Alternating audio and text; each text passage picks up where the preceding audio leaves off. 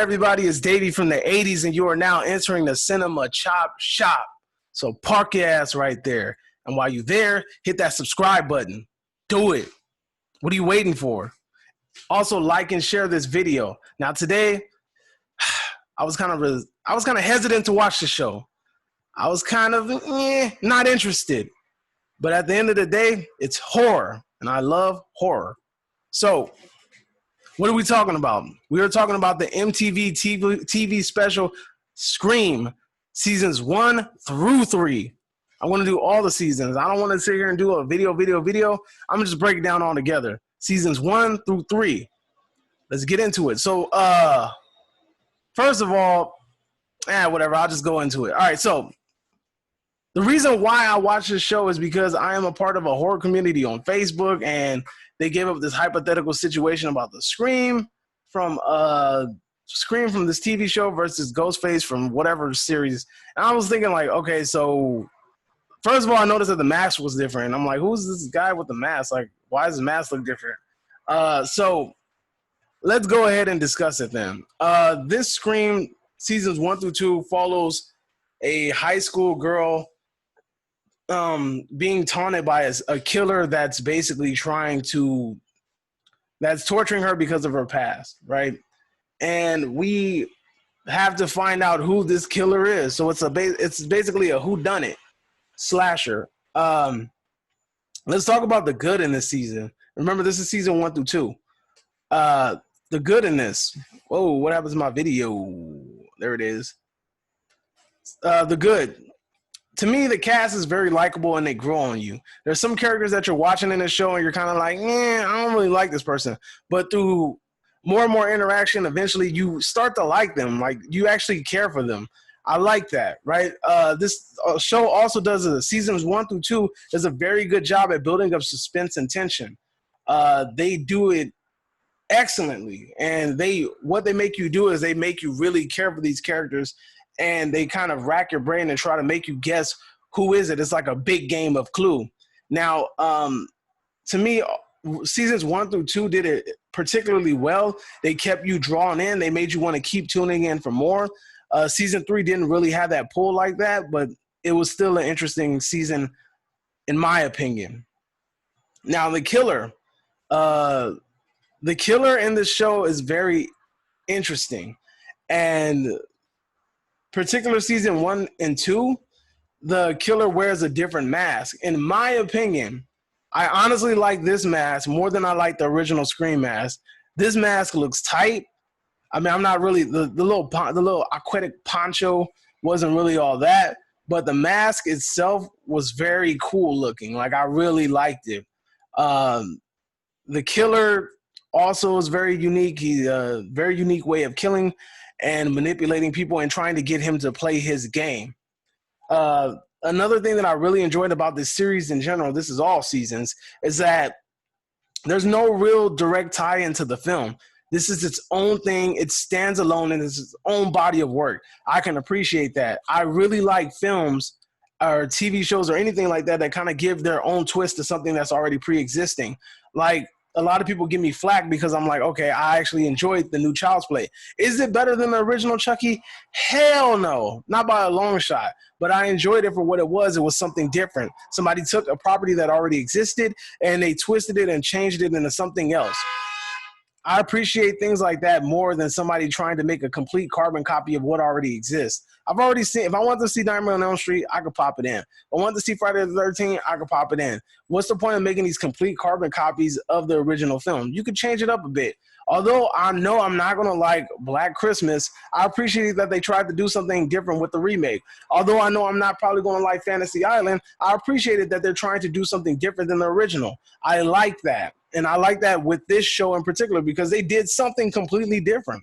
They took the idea, the essence, and the soul is there, but they made their own thing. And I like that, right? The storyline that they chose to follow, particularly for season 1 through 2, is very interesting. Season 3 has its own storyline, and it also has its own twists and turns. It's also an interesting story. But to me, seasons 1 and 2 have the best storyline, all right? They did a very smart thing in the show by not exhausting the storyline. They decided to tell a different story after season 2. Season 3 is something completely different. That is very smart on the studio's behalf. I don't know if it was done on purpose or if it was done just because nobody was tuning in or funding. But at the end of season 2, you could tell it was a wrap. Like, there's no other story for you to tell. And if you tell another story with the same cast, you're going to exhaust the storyline, exhaust the characters, and you're going to make it boring. So the fact that they knew when to tap out, to me, makes this show even more better. Now, that creepy song that they play in the show, I'm not going to tell you what it is, but that song from season 1 through 2, that song is tight.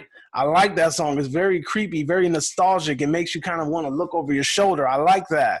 That song is epic. I'm probably about to download it and find a way to put it on my phone. All right. Like I mentioned earlier, the essence of Scream is still there. Although this is a different show, a different storyline, and a different group of kids, you still have the essence there, the phone calls, the whodunit aspect, the sneaking around, right? And all the little twists and turns. Now, for this one, this other part that I like, the other good of it, is something specifically for season 3. Tony motherfreaking Todd is in season 3. Yes, the Candyman is there. Oh, yes, the Candyman can.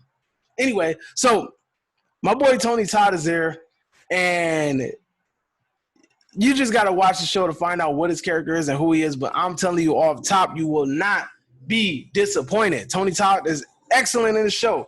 Epic. I love it, right? To me, another good thing is that season 3 had the best kills. Season 3 had the best kills, man. Out of season 1, 2, 3 did it with the kills. And also the season 3 had the most least predictable ending. All right. So now we're going into the bad.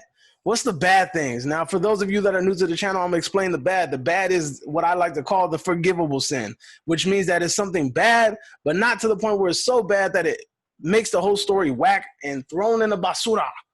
All right. The bad.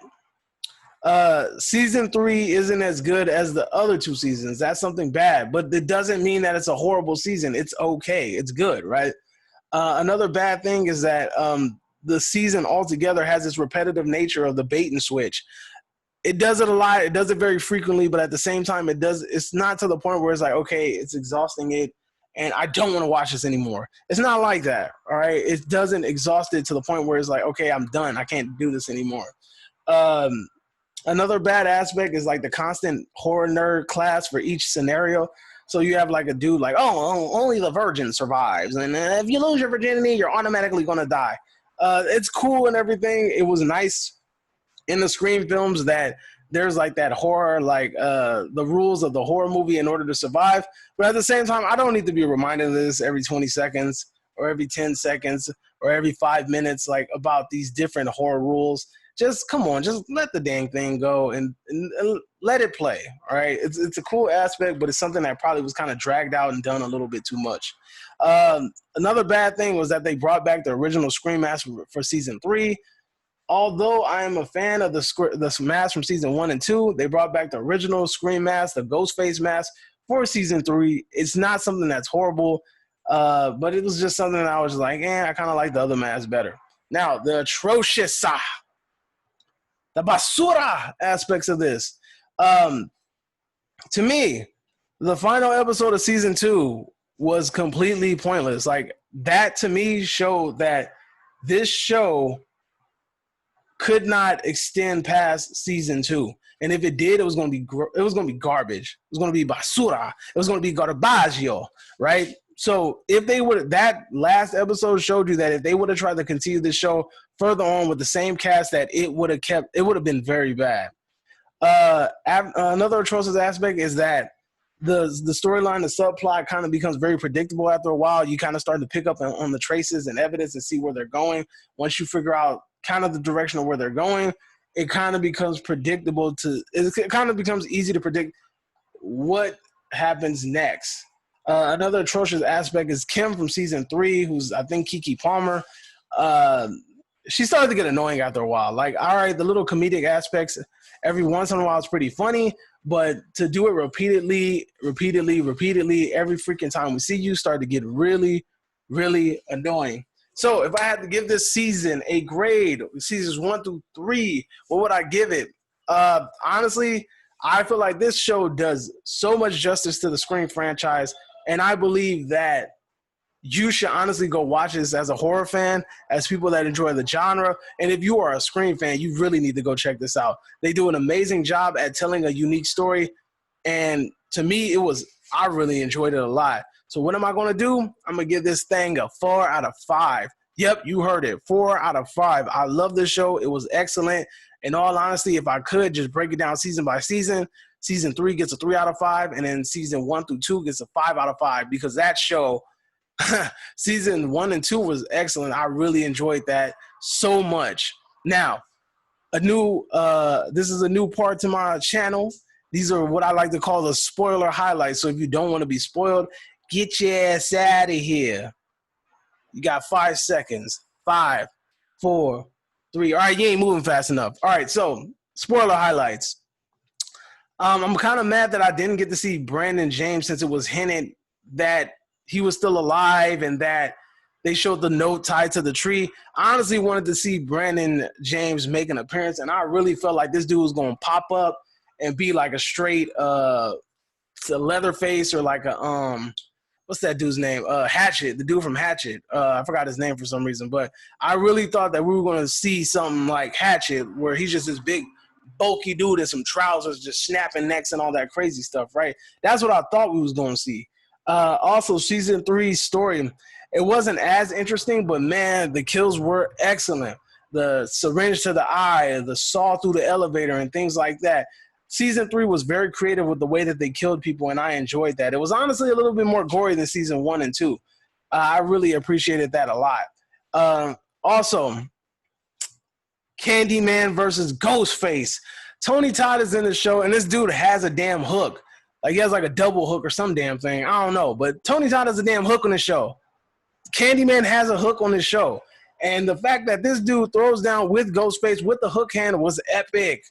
Epic. Now, Tony Todd was giving this dude the blues. Doesn't make sense that he lost being a military vet, especially fighting against either A, Tiger, this wannabe thug, or B, the little gothic pale chick.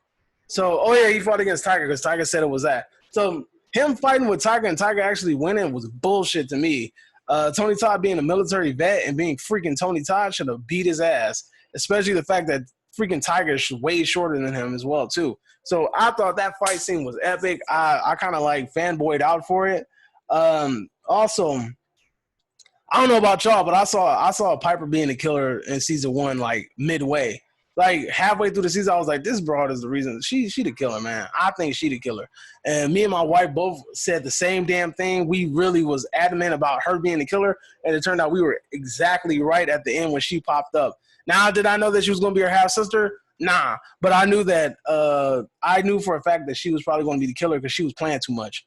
Also, I really wasn't surprised that Karen was the killer in season 2.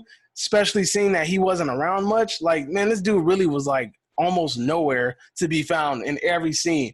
So when I saw him actually be the killer, I was like, okay, you know what? Like, yeah, I could honestly see that. It's not really far-fetched. It's not really one of those, whoa, I didn't see that coming.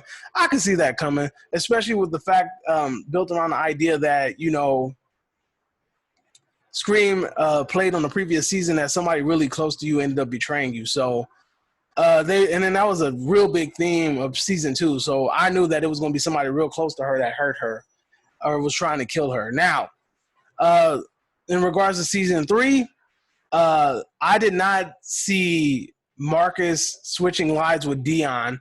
I didn't see that coming, man. I really honestly thought that his twin was dead. That's it. That's all. I didn't see the fact that them two switching places and switching lives. I didn't see that coming for a while. So, that's my review. That's what I think of those seasons. If you're a horror fan, go ahead and check Scream out, the MTV series. It's on Netflix. You can binge watch all the seasons. It's only like 30 episodes. You can do it in like a day or two. Trust me, it's worth it.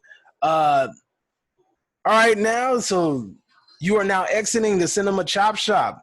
Before you go, hit that subscribe button, like, share, comment, do your thing. And until next time, adios.